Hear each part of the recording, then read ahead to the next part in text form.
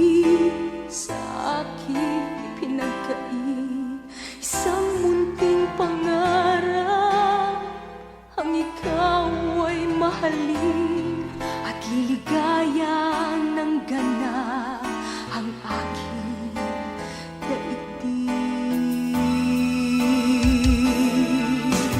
Kung ikaw man ang aking mamahalin, sana'y makapili bawat sandali. Ikaw na lamang ang siyang minimiti. Kailan kaya kita mahahagkan?